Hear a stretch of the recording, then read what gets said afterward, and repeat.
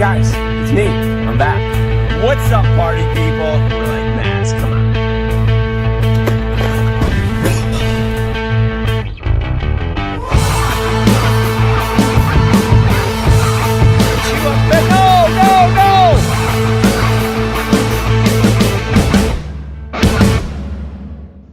All right, this show is taking a turn for the.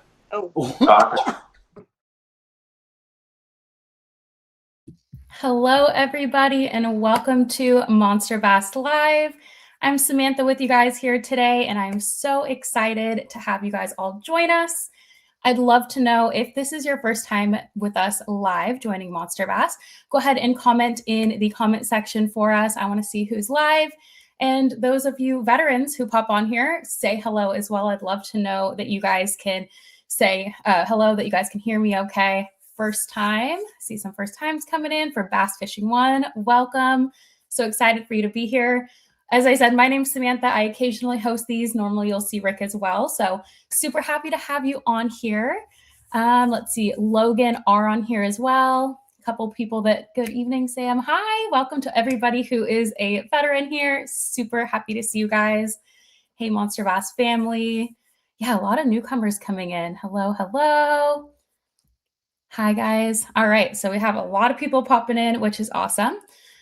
First, I wanted to say thank you guys all for everyone who reached out to me. I'm not sure for those of you who saw, but I'm going to be taking a little bit of a leave from doing live, so you guys will have Rick back most of the time. I announced that Brent and I are expecting a child, so very exciting. So I will be out for a little bit and then hopefully be able to come back on once I'm feeling a little bit better. But just wanted to give you guys that little live update. Thank you to everyone who reached out. And that just brings me to this community. I know every time I'm on here, I talk about you guys. I brag about you guys to the guests as well, about how amazing this community is. So thank you guys again for being here. I've never felt so much support and love from people ever. So thank you guys for being here. I had so many people reach out. Cooley, Rick, if you guys ever were curious about if Rick's really a good guy, he is. He's reached out to me, I think, since I made that post, and he found out probably 4 times asking how I'm doing, checking in. So you guys, this community is just amazing. Matt Brown, James Anthony, everybody who's part of this, all of you guys, thank you so much for being such a great community. And I mentioned this last time. You guys post in the Facebook group, comment on the Instagram as well. There's so many amazing people here that you're never alone. So please indulge in the community in the comments. Everybody is here to be a friend. So welcome, guys. We do have an amazing guest today. His name is Kyle. He has a company called the Kurrent. I'm sure if you guys haven't seen him yet on social media, you're going to want to follow him after today. But I have a feeling a lot of you guys probably have seen him. I know Brent and I are always sending his videos back and forth together to each other because we're like, man, that's the lifestyle we want to live. So I saw quite a few people come through early on the chat. You guys are crazy, coming through at 9 a.m. this morning saying that you're excited for this. I also got a lot of DMs when I posted that we were going to have this guest, saying that they were excited as well. And when I had reached out to Rick originally that I wanted to do these lives, Kyle was actually one of the very first people I knew I wanted to have on here. And as soon as Rick gave me the okay to do the lives, he was the first person I reached out to. So I just know that his content and the way that his mentality is around fishing and where he got to where he is today is super inspirational to me. And I know it will be for you guys as well, whether you're a younger kid, whether you're a little bit further in life. It doesn't matter where you are. I think that what he does and how he has his mental attitude and the way that he kind of got to where he is, anybody can do. So super, super excited to have our guest Kyle here. So without further ado, I'm going to go ahead and bring him on. There we go. Hey, Kyle, can you hear us okay? Perfect. I'll mute myself. I feel very flattered by that intro. Oh, well, I'm so glad. It's true. And like I said, I had quite a few people reach out to me saying that they were really excited about this episode.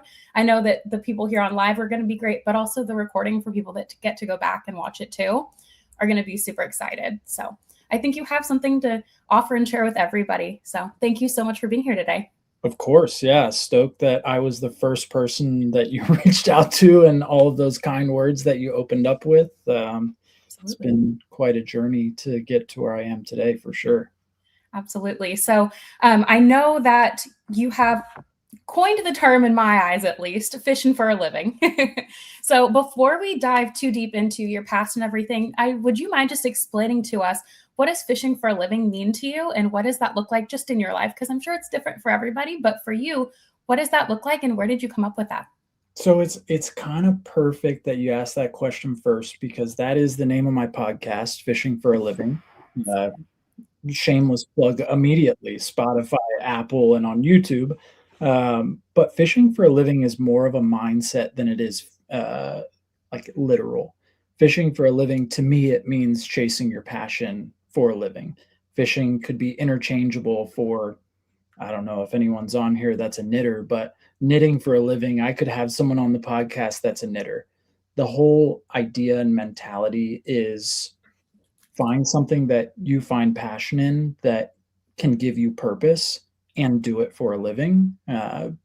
This is a super cliche saying, but if you do what you love, you don't work a day in your life. And I have had a pretty solid career 10 years prior to this. And I thought it was what I wanted my whole life, basically, to work in the outdoor industry. And I found out that maybe that wasn't the exact direction. And the mantra of fishing for a living really stands for finding exactly what you're passionate about, finding exactly what your purpose is, and that's truly fishing for a living. To me, fishing is fishing, but for anyone else, it could be your passion doing it for a living. Absolutely. And I think too, this is a great place to talk about this, because we do have a ton of people here that enjoy fishing, but maybe after today's episode, they might realize maybe fishing for a living isn't what they want to do, but they enjoy doing it as a passion and maybe a side project type of thing too. So I think that whether you want to fish for a living and it's actually something that you want as your end goal to make money, that's great. But also if you decide too that maybe fishing is something that I want to do in my spare time, enjoying it, that's a great realization to have as well. So that way you aren't sitting there spinning your wheels. So Definitely. that's great. Awesome. Well, thank you, Kyle. I'd love to know, and this is something that I ask everybody right out the gate. When did you start fishing? Was it when you were younger, a little bit older in life? What age did you start fishing, and what really got you into it as a passion? So the one story my parents always tell me is my first bass that I caught. I grew up in South Florida, so there's ponds, little lakes, canals everywhere you go. And the neighborhood that I lived in had a little lake in it. And my dad tells this story all the time. I think he's kind of trying to make fun of me, but I had this little Snoopy rod that didn't touch the reel handle, just dragged a 3-pound bass up on shore. And that's like, I kind of have a little bit of memory of that, but that's like 3 years old. And I've got photos of myself from even younger. And really, who that was for me were my parents. My dad, he was a guide when I was growing up. His grandfather owned a tackle shop in the Florida Keys. So long history, long line of fishermen in my family that I can't imagine not being a fisherman, honestly. And really, what I think of fishing for me it's always just been a connection to nature. I talk about this in my content all the time. Like, fishing is therapy for me. We could maybe go into this later, but I do like go to clinical therapy, which I find is probably like the most valuable thing to my mindset, mixed with fishing, mixed with finding my passion, my purpose, this other thing where I can just go totally silent, totally quiet, and knock out all the noise. Before we hopped on, Sam and I were talking about what I was doing before this. I just got off the water. I was on the water from 8 a.m. until 5 o'clock today.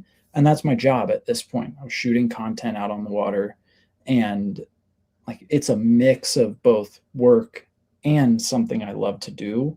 And now I've been able to get into a career more so than it ever has been before. But fishing has never left my life, and has always just been this outlet for me, a therapy, a hobby, a pastime, so on. Like, it's everything to me. Like, if I'm sure people see the memes all the time, but The person looks like they're zoned out and you're wondering what they're thinking about.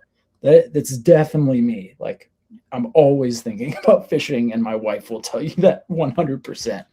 Yeah. Yep. That's how Brent is too. I come home and he's watching a YouTube video of someone fishing, and then he's on his phone watching a YouTube video while there's another YouTube video playing in the background of fishing. It's a constant theme in our household too. So I 100% get that. Yeah. And you did also mention too that you were changing a diaper right before you got on here. So obviously you're a father of two, which is absolutely amazing. And we'll get into a little bit more of how you find that kind of work-life balance as well, because that fishing is work for you. And then obviously you have life too. And what that kind of looks like for family, because we have a lot of family on here. So we will dive into that. But I do want to ask you, when did you get good at fishing? Did you feel like you were good right out the bat? Did it take a lot of practice? When did you feel like I could actually do this for a living? Because you do a lot of tournaments and obviously it takes skill. So what does that kind of look like for you?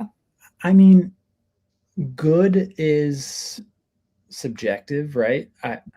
I call myself a student in everything I do. My dad gave me this saying as a kid, just be a sponge. And I don't think there's ever a time where I will consider myself the best fisherman. I don't even know if I'm a good fisherman right now.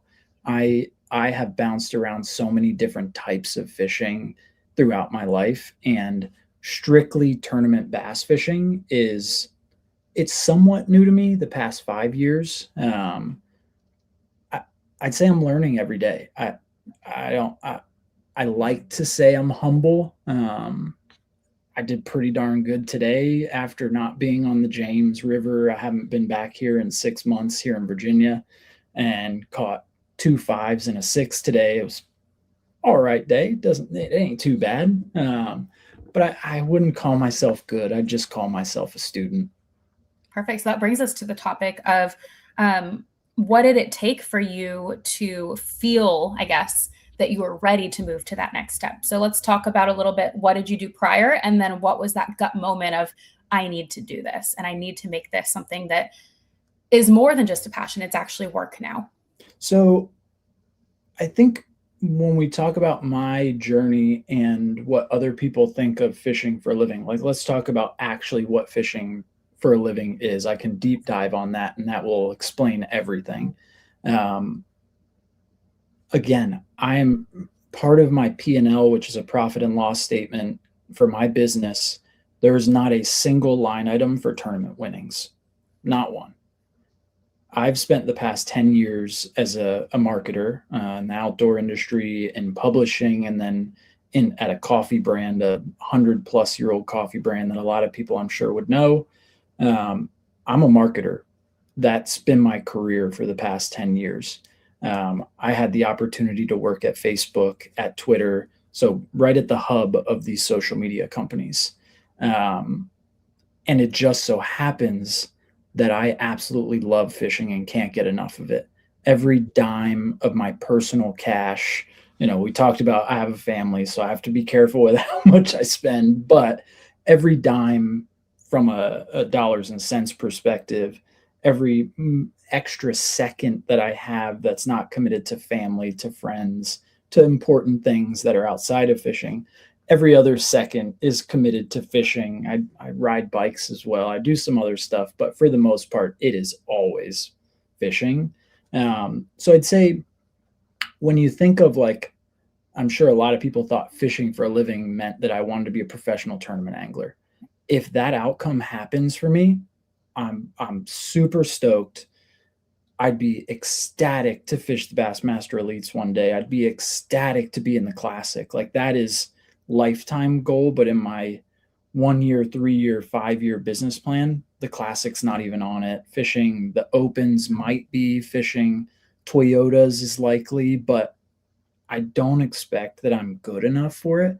I just have a passion, and I know content, I know marketing very well because I've been in it for the past 10 years, doing it for other brands, helping them build their dream. Yeah.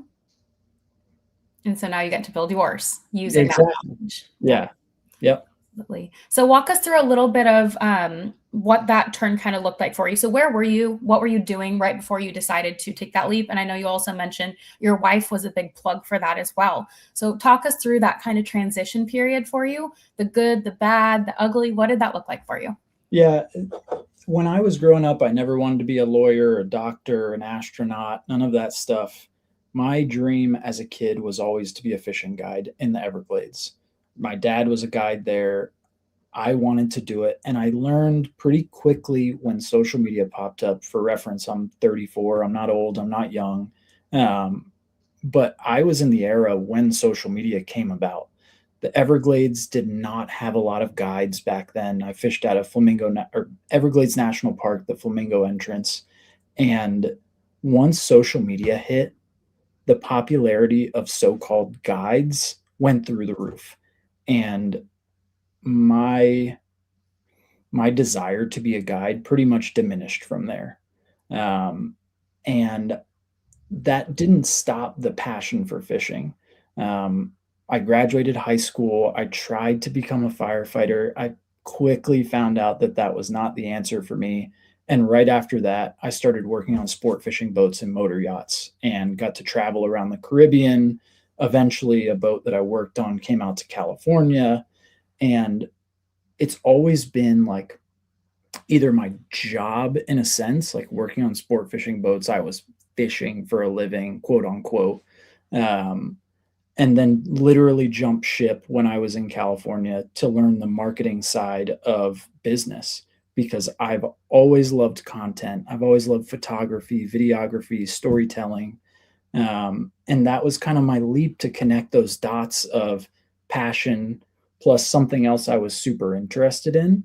And for 10 years, I took that all the way up to senior leadership in a pretty large company, and managed everything from digital marketing on the paid media side to social to content to brand marketing across my 10 years.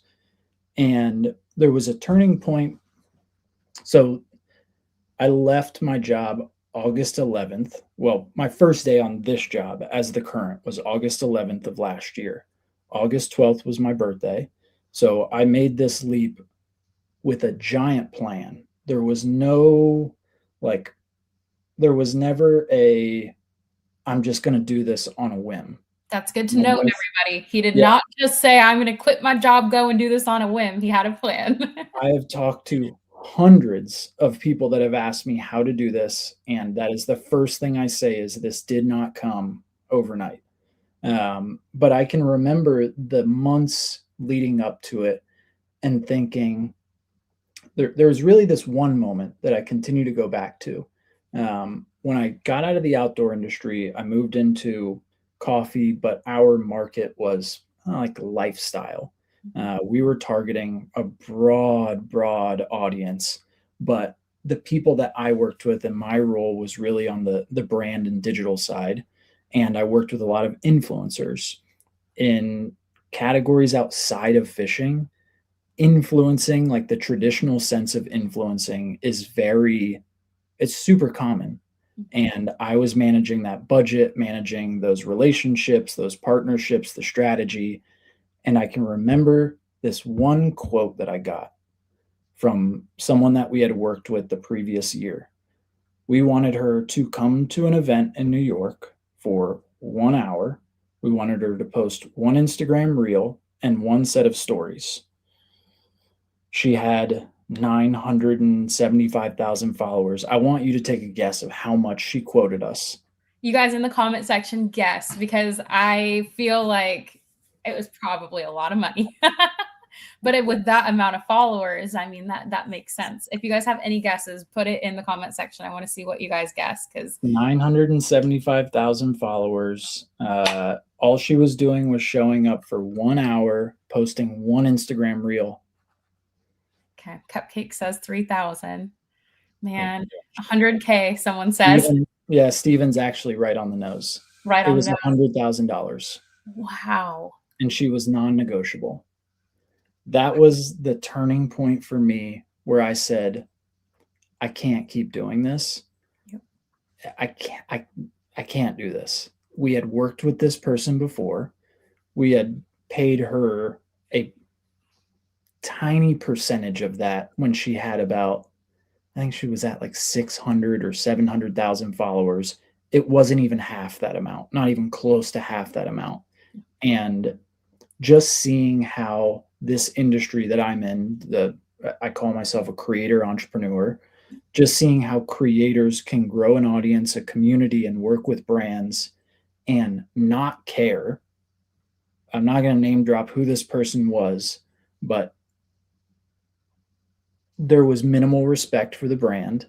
She would drink other coffees, which is in our world called exclusivity. And it's a huge no-no that you do not do that. Even if it's not contractually binding, you do not show other coffee or other brands in that category, even if it's outside of the contract. Well, that's just respect. I feel like that's just respect for the company that's paying you. I saw it and I said, you know what? I cannot keep doing this. I can't keep writing these checks. I can't keep getting this disrespect on both ends. Like, I write a check, someone's late on every deliverable, and I'm paying them $10,000 every single post. Yeah. I can do this 10 times better than they can, and I can work with the companies that I want to work with. I'm not going to fold. I'm not going to budge. I'm not going to say, like, I'll work with Joe Schmo cleaning company just because they'll give me 10 grand. Like, you'll never see that with me. Not ever. Because I have been on the other side where not only does it hurt the brand, it hurts you. And that was the turning point for me to say, it's finally time to go do this.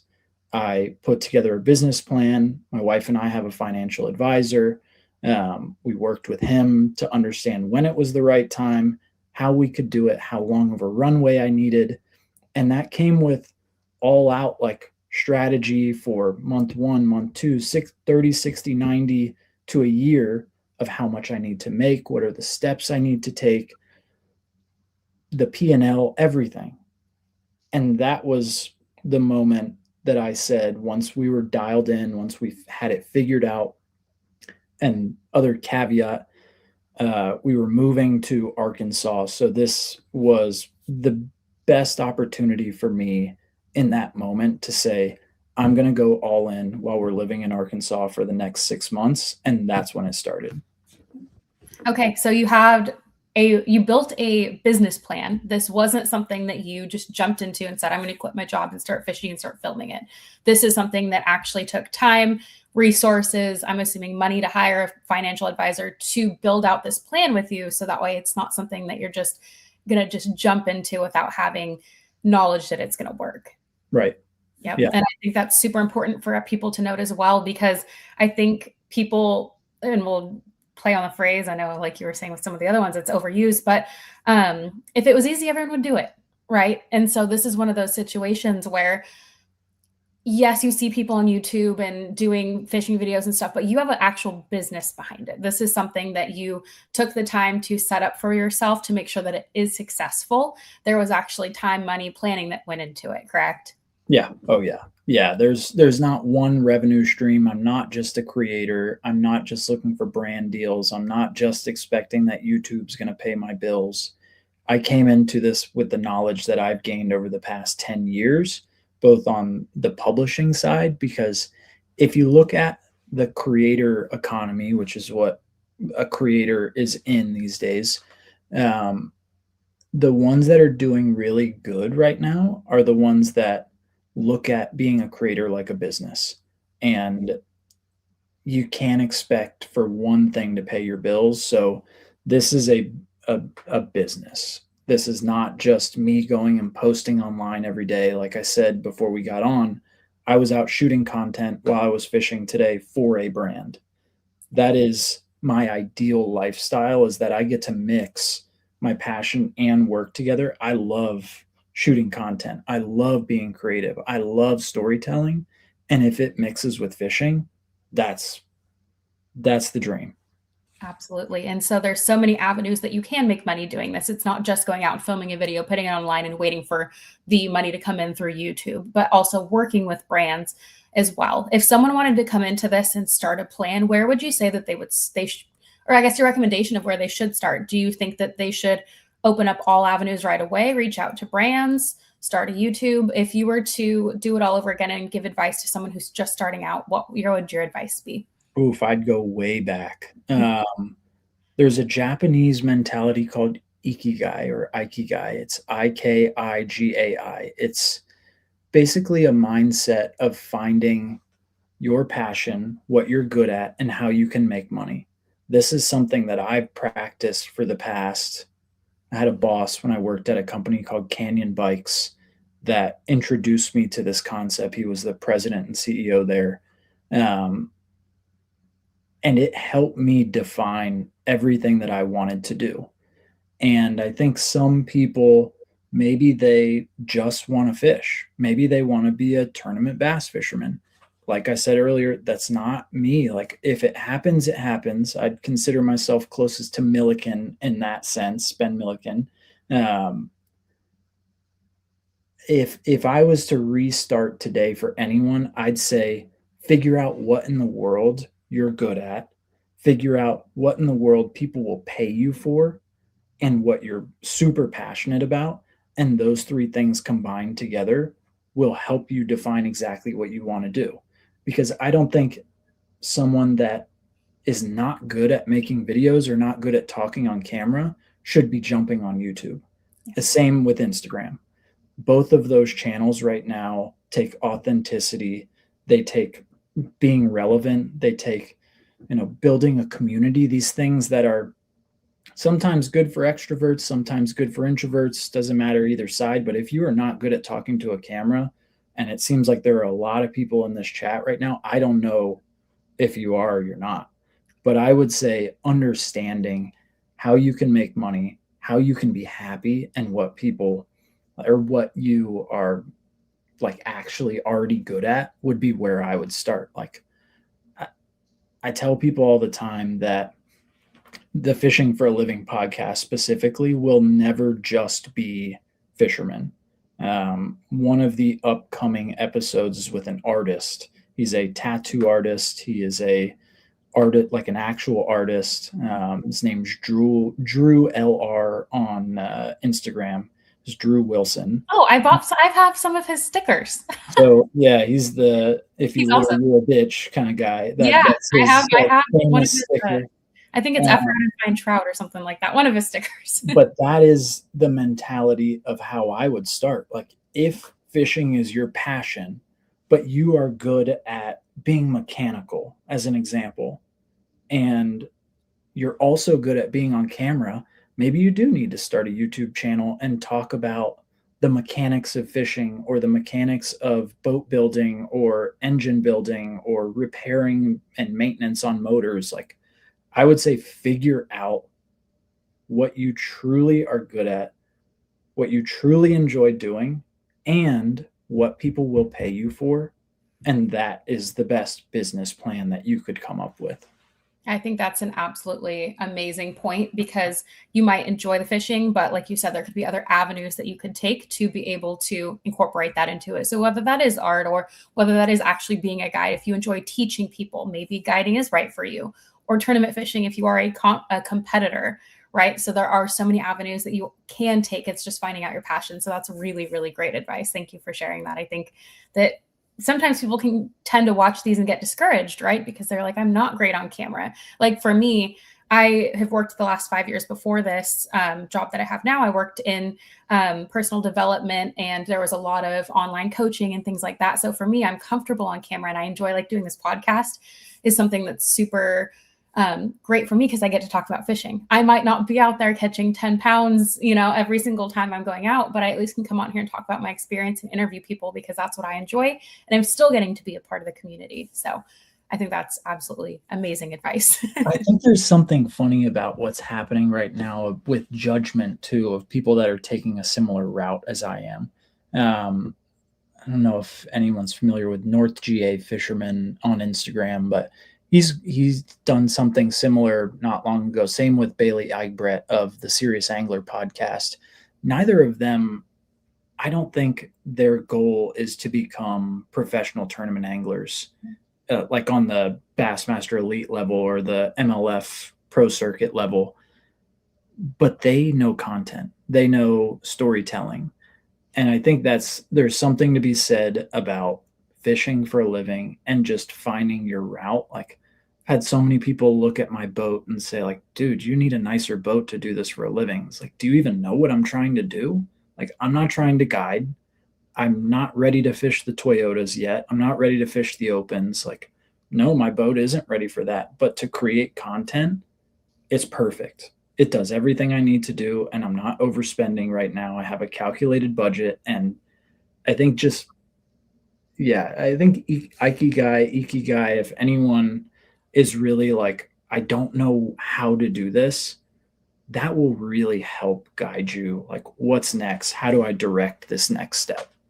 That's perfect. And someone actually asked in the comment or said in the comments that judgment right now is ridiculous. I get it. And someone said that's how social media works, unfortunately.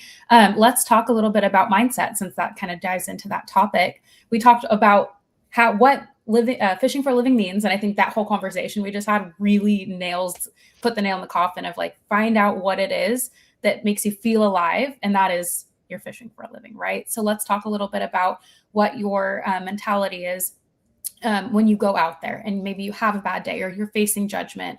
What are some things that you tell yourself you do to kind of get out of that negative mindset? Man, I have fished. This is humble brag. I have thousands of days on the water. I've had really terrible days where I have learned more than any good day could ever teach me. And I've had incredible days. Today was probably one of the better big bass days that I've had on the James River ever. The end of December, I had 3 days where I just caught back to back to back, like 23, 25, and another 23-pound bag with like 40 fish days. Wow. I think just knowing in your mind that there's no, like, this is something I say all the time. There's no loss. There's only a learning, always. And you could do something so stupid, break your boat. Like, I've run aground, bent a prop, basically ruined my engine before. And that day turned out to be a good fishing day. The first time I took my toddler out when he was 2, this is super irresponsible. I hope my wife's not listening right now. Took my 2-year-old out and my dog on the boat, caught a 21-pound bag of bass, all on a glide bait in a 100-yard stretch of water. And I was running the trolling motor back and forth in this one little area, James River, Virginia. And I ran out of battery with a 2-year-old on the boat. Yeah. I didn't call my wife. Thank goodness there was another boat like across the way from me. We had already talked. He was crappie fishing. I was bass fishing. He came back by and asked how I was doing again. I was like, hey, this is embarrassing, but can you tow me in? And that was a learning day. Like, yes, it was an incredible day I got to share with my toddler and my dog, but that was really crappy to run out of juice with my kid on the boat. I felt so ashamed of myself, so irresponsible, but I'll never do that again. Yeah, and you're sharing that experience too, though. Like, I hope Brent's listening. I hope Brent's heard that too, of like, it's a learning lesson that you get to share with everybody. I think it's just knowing that there's always going to be better days. In general, my mindset has not always been that good. And we talked about this earlier. I've gone to therapy with it. I have a therapist I've been with for 3 years. He is my buddy in terms of therapy partner, accountability partner, and he has helped me come a long way. I was a hothead as a kid, like anger management, cannot control my feelings, my emotions when I get above a certain level. And I can tell you that working with someone that can help you control those types of things and controlling your mindset is, to me, probably the most valuable thing as a human that you could do, period. Point blank. Like, this journey of quitting my safe 6-figure job to chase this like unbelievable dream Like, I'm not there yet, still chasing it. Just for everyone, like, I haven't made all the moves that I need to make, but knowing that I'm getting closer and closer every day, I'm getting 1% better every day, and that every time I do something stupid, I learn from it and get better the next time. Knowing that in my mind is the most powerful thing, period. I think mindset is something everyone can work on for sure. And that's definitely like something I lean into a lot and hopefully can help other people do the same. Absolutely. And on a day that you're out and you know you need to make content and maybe you're not catching, because I know I've been there where I've had a brand ask to, hey, can you use this product? And I go out and I can't seem to catch a damn thing. What goes through your mind and how do you kind of lead yourself to a better place when those type of situations happen? Everything's a story. You don't have to catch fish to represent a brand. You don't have to catch fish to represent a bait. There's an angle to everything. We talked about negativity. I don't agree with that at all, that social media is triggered by negativity. I think people are triggered, period. And people are triggered by things that can get their attention, whether that is negativity or it is something that they're interested in or something that they're curious about. They're all different types of hooks, technically, in my mind. Like, that is like, at the end of the day, I know that if it's a bait that I need to present and I'm not going to catch a fish, I'm going to show it in a unique way. Maybe I'll drop my GoPro in the water and show how it swims versus catch it. Not like drop it, but like I've been there.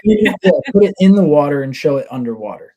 Get a different angle of it. Maybe I will, do some different type of angle. And I'm talking about content here, but take a different angle on the packaging, or think about the history of this brand, or maybe I'll talk about the person that made it. So there's always a story, and I don't think it always has to do with catching.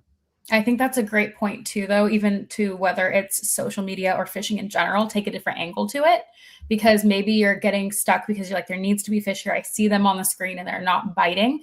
Take a different angle, go somewhere else, try somewhere else, see what else you can do. Because I know, at least from being on the boat with Brent as well, I know that sometimes we get so hung up. The fish are here. They're here. They're here. They're here. Why aren't they biting? And then you change your lure a million times. Move, take a different angle somewhere else and kind of just reset your mind of how else can I get this done? Not just it needs to be done this way. I think we get so stuck in our minds of it needs to be done and done this way. Stop, pause. What else can I do to get a similar outcome? It might not be the exact outcome, but it's still a outcome that could be usable in the end. So I think that's and I think planning is a huge part of that too. Like, yeah, the same thing, like if I go out for content and I'm hoping that I catch a bass that day, like, what's plan B? I should have that already ready beforehand, because a bass is a living animal and you can't tell them what to do. So from a content perspective, I've always got plan B ready to rock and roll. And same thing with like a tournament. I've got plan A, B, C, D, E, F, and G always ready to rock. Yeah, absolutely. Awesome. I think that's a very, very good response. Okay, so let's jump into questions now as well. I'm going to stop and see if you guys have any questions for Kyle. Please go ahead and type them in the chat. I did see one earlier that I'm going to ask while everyone else is kind of typing their questions. They said, do you find, I believe it was, that family time kind of cuts into your business time, and how do you deal with that? How do you deal with that work-life balance between family and your business? It's a tough question right now, honestly. The past 3 weeks have been the hardest time of my entire life. I spent almost 2.5 weeks in a hospital with a newborn, drove 1,400 miles back from Arkansas to Virginia. And then, I'm taking care of a 3-year-old and a baby, and I'm up all night, like almost every night. And it's hard. It definitely does break into it. And I think I just sat down with my wife about this today. And I think it's level setting, not only with yourself, that you need to give yourself grace in times like this, but also have a support group, whether that's your partner or your family. Like, talking is super important. My therapist, as I mentioned before, is someone I talk to bi-weekly, and I let it out, man. I let it out. I don't do that with my wife. I don't want to put that burden on her. At least I try not to, but support is super important. Yeah. Yeah. I think having some good people to talk about or talk with is it's invaluable, especially if you're especially if you're a creator. If you can build a community of people that support you in the good and the bad times, those are the people you can reach out to, even if you've never even met them before. Yep. And I think that's what's so great about this community of people too, is that everybody is here for each other. And a lot of people have been through similar things, or at least have similar backgrounds, that they're able to come together and talk it out, which is awesome. So great advice. I think you guys, therapy, number one takeaway from today for sure. All right. Next question on here is, what's your PB? 7:15. I was trying to break that right before I left Arkansas. If you guys want to check out my YouTube, the past 2 videos have been part of that journey to break my PB. You'll have to watch to see if it happens, but I guess I already spoiled it. Oh, it didn't happen. It didn't happen. They were like 40/50 fish days on the very special lake in Arkansas. But yeah, still 7:15 on the largemouth side, 4:01 on smallmouth, 3:15 on spot, and then like 18.5 on a striper. But PBs all across. I got all the PBs. I'll talk about bass here since we're on bass. Well, I will say your striper was very impressive. I watched the video and I was like, dang, it makes me want to go striper fishing so bad. That was pretty cool. I mean, Beaver Lake in Arkansas is very, very special for striper. If anyone lives in Arkansas, highly suggest right now being on Beaver Lake for striper. Awesome. All right. And then we have, what's one investment you made that has helped get you where you are today? One investment? Can't say therapy. No, I mean, myself, I say this all the time. Like, I've been asked this question before, and maybe this is a cop-out answer, but the best investment you can make is in yourself, period. If you can learn, if you can stay up late, watch YouTube videos to figure out how to be a better storyteller, or how to do your taxes, or, take a sick day to go fishing and learn a new technique. If you invest in yourself, I'm telling you, it is worth more than any stock in the world, because you will take that information, not like a stock that you eventually will sell, or like a house that you eventually will lose money off of, or a car, or a diminishing asset like that. Investing in yourself is incredibly important. And the beginning of my marketing career was that to a T. I didn't go to school for marketing, and I ended up being a senior leader at a very large company in the marketing department, because I invested in myself. I invested the time, the energy, educating myself on the fly, doing things and learning from it. Maybe that's a cop-out, but you need to invest in yourself. That's great. And especially even if it's not monetarily, you can't afford to maybe say spend money, but time. There's free YouTube videos. There's videos like even on Monster Bass on yours, there's videos you can go and watch and understand and learn things from. I know my dad just told me the other day that he's been watching a ton of YouTube videos lately, because I've been taking him fishing, and he's trying to get better. And he comes up to me and he's like, next time we go fishing, I want to try a jig, because I've just been having him start out. We haven't started with a jig yet. And he came up to me and told me, he's like, I want to try a jig. I'm like, do you know how to fish it? And he told me all about what he learned. So nice. Those are the type of things. Yeah, those are the type of things at any age, you guys, investing at least time and learning things, I think will get you a lot further than most people. So yeah. And answer. One of the things I talked about with my wife too today, there's different types of business expenses in business. There's CapEx, there's OpEx. I've only invested in the current on the operations side. Mm-hmm. And when I say that, I mean my time. I have not invested a dime, period, on capital.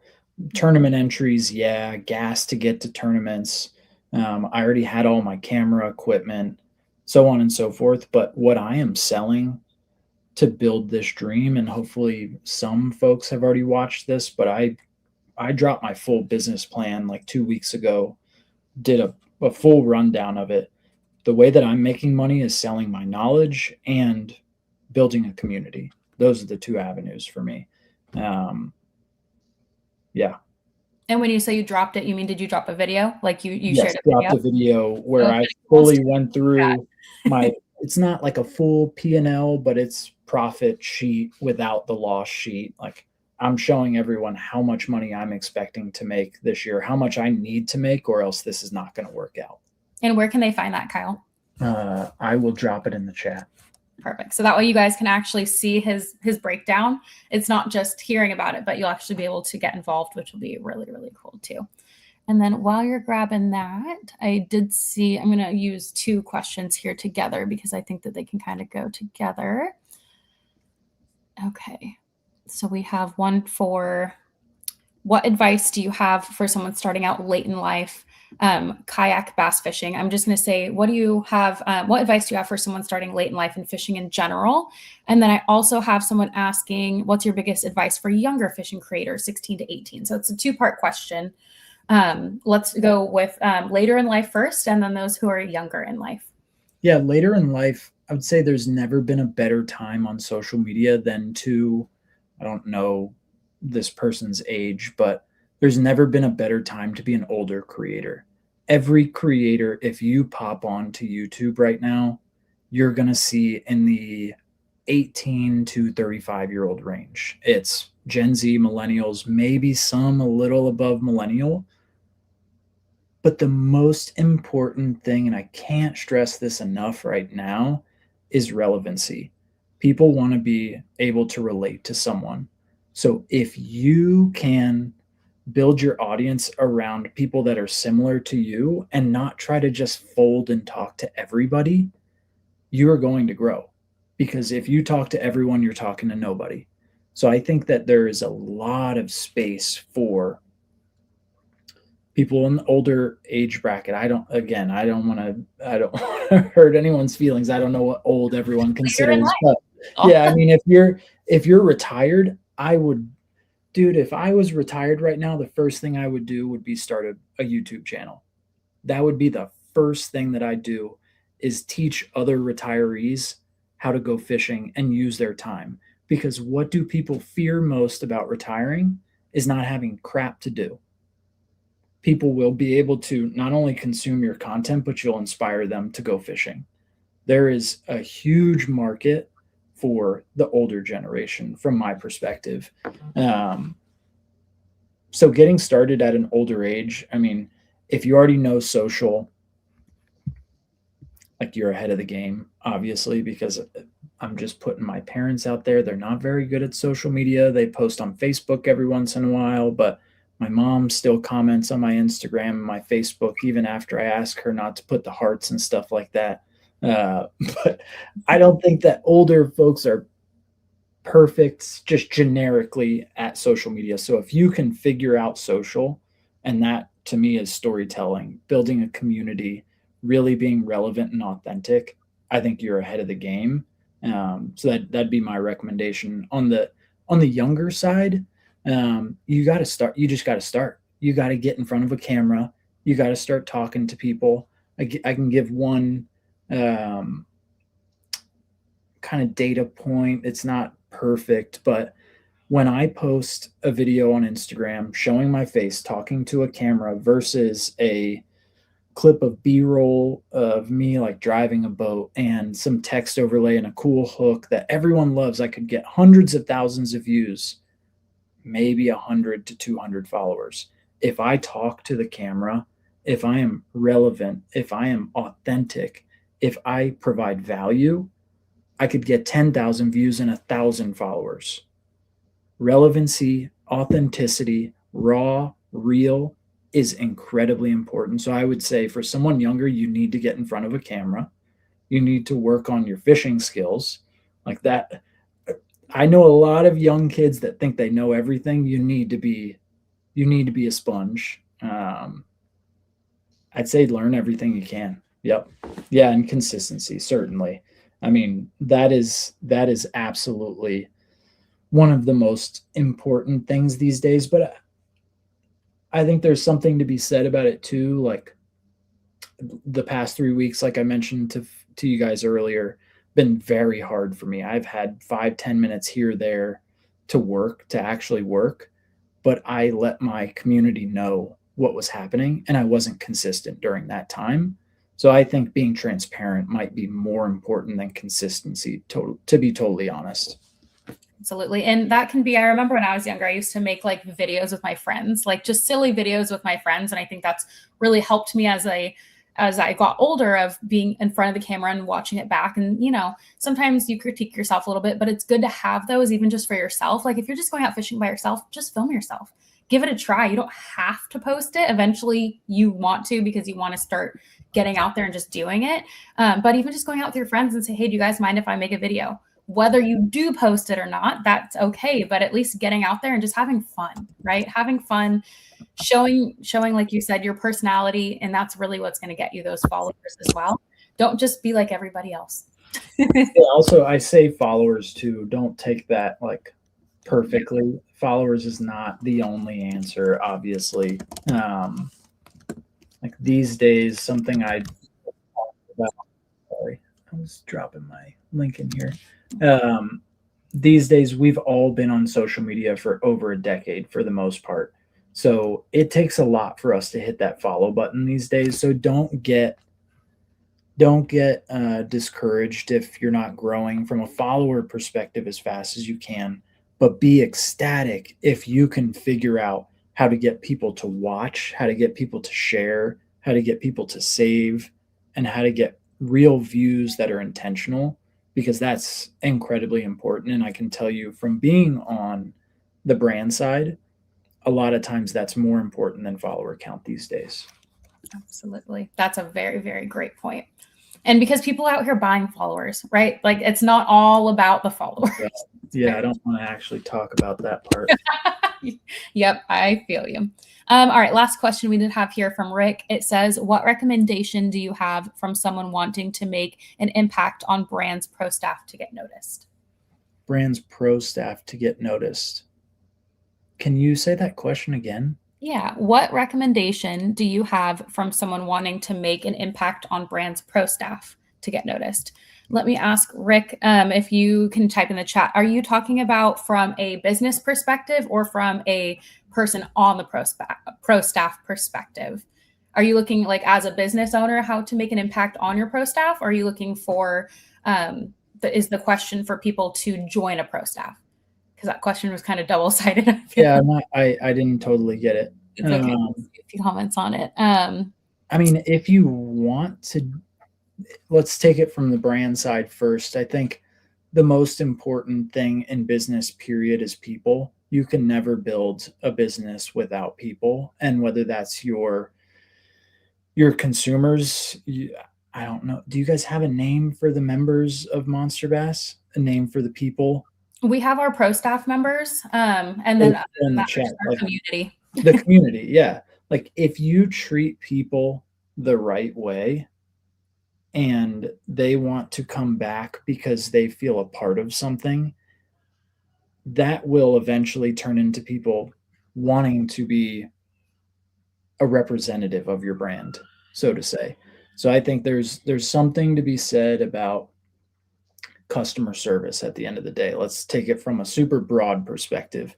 These days, customer experience is intertwined from a business perspective with marketing, with sales, so on and so forth, because the hand-to-hand combat, the touch with every consumer, whether they are a paying consumer or they're pro staff, I don't know how the pro staff here is managed, but whether they're paying or they're not paying and they're promoting your brand, if you treat those people well, they will go nowhere. They will stay with you forever.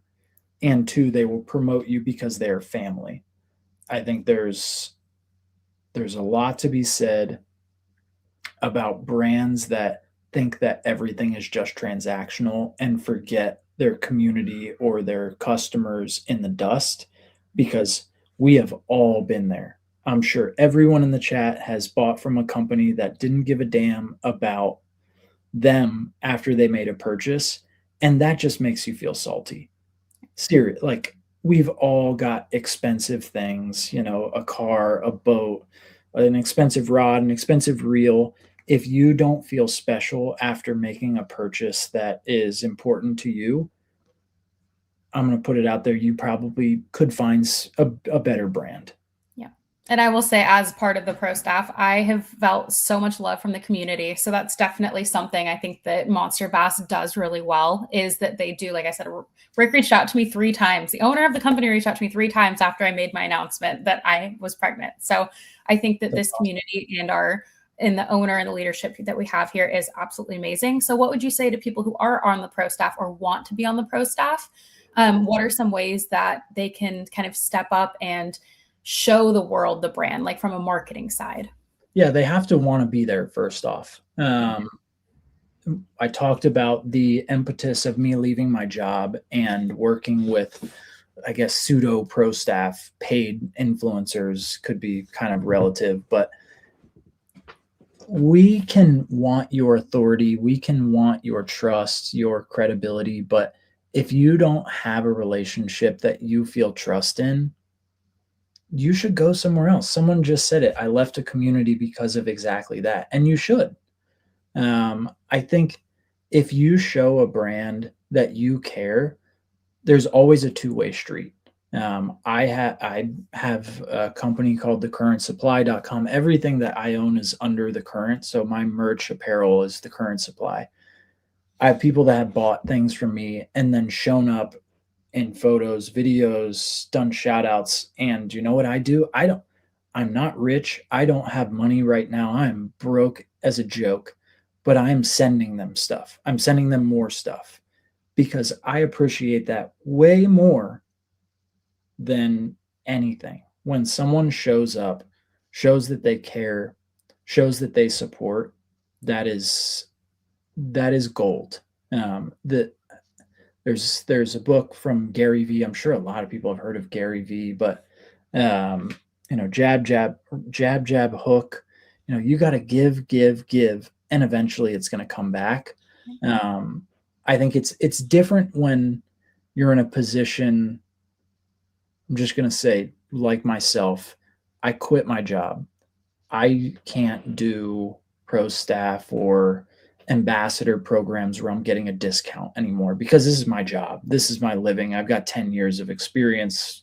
I'm not going to go deeper than that. But like, if this is not your job, if this is not your way of living and you respect the brand enough to feel like part of family, something will come in return if you show that to your personal community.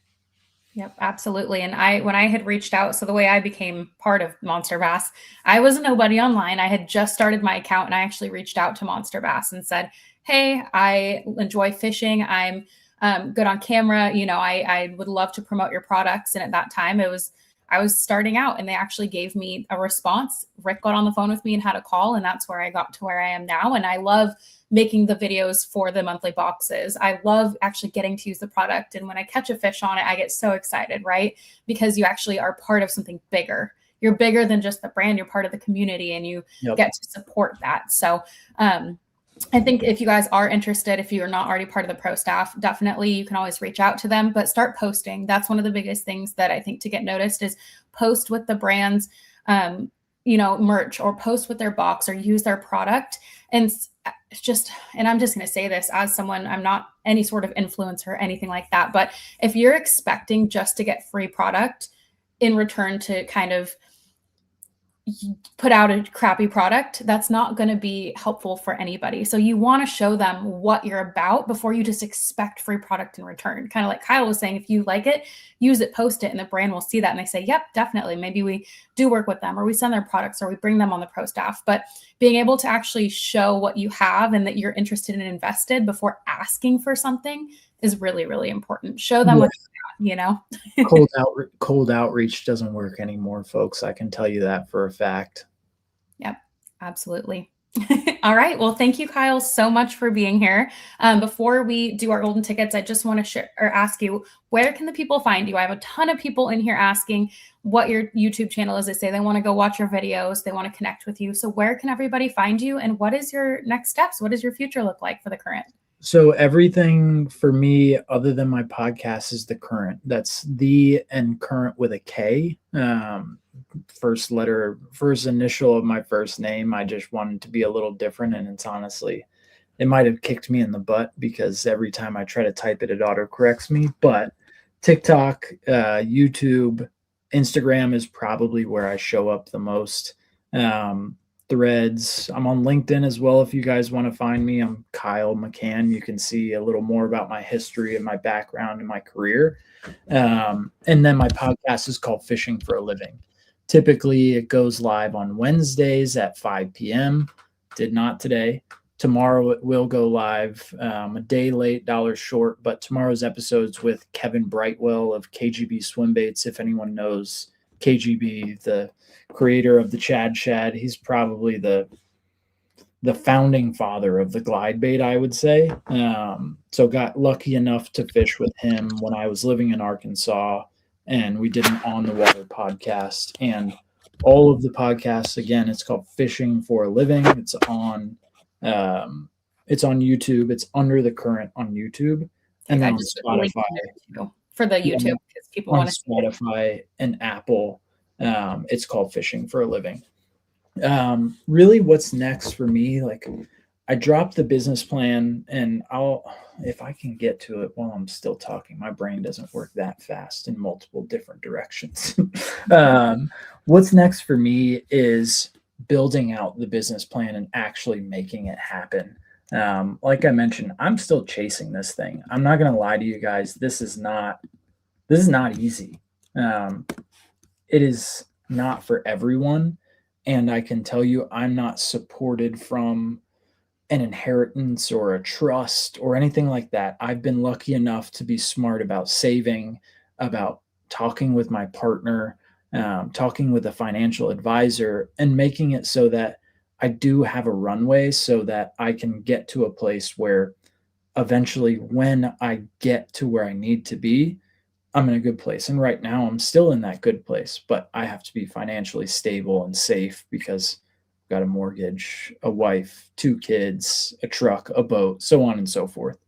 But right now it's really just gung ho on 2026 content plans. I've got a lot in the works that's going on YouTube, working with a lot of pretty cool brands this year. I think one thing that's pretty unique for me is you'll see both endemic and non-endemic brands that I work with. So endemic is fishing industry. Non-endemic for me is adjacent to the fishing industry. So things that I would use but aren't necessarily rods, reels, line, baits, so on and so forth. And then working really hard on this merchandise brand. So if you guys can see this, this is the currentsupply.com. You guys can find the fish more, work less hat there. That's really the mantra for me is fish more, work less on the Current Supply. And we'll have quarterly drops all throughout the year. So just continuing to chase this dream and make fishing for a living a reality in my own sense. Absolutely. And I think that the great part about where you are at right now is that people can join you on that journey, right? Like they can look at your blueprint. They can also start to do it as well. And everyone gets to win together. It's not like a hierarchy where you're up here and it's an unattainable dream. You're taking people along with you and they can also take steps to get there too, which is really, really cool. So yeah.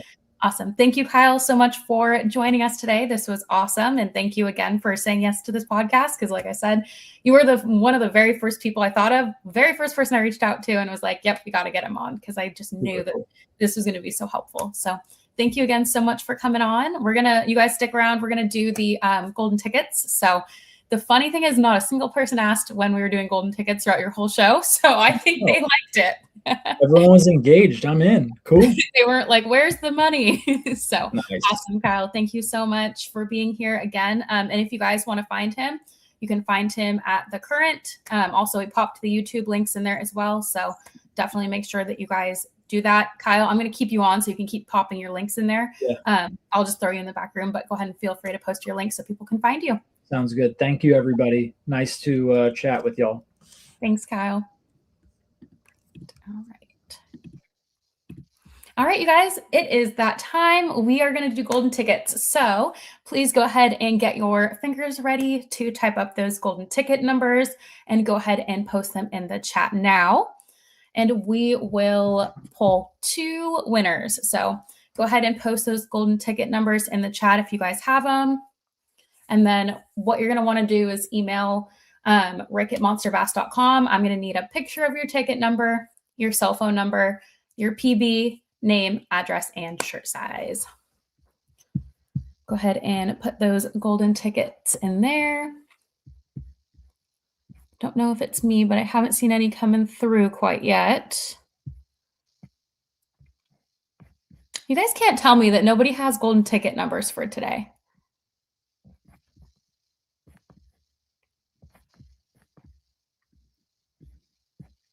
Still not seeing them come through. Wonder if this is just my computer. It's got to be something going on. Let's see. There we go. Now they're coming through. Okay. All right. I think it must have just been a glitch on my computer. All right, you guys, keep those coming. Keep typing them in there, and I'm going to pick 2 winners. All right.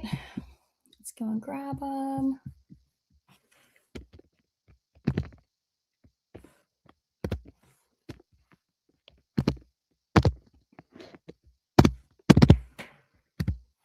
All right. Keep typing them, you guys. I'm going to grab one more.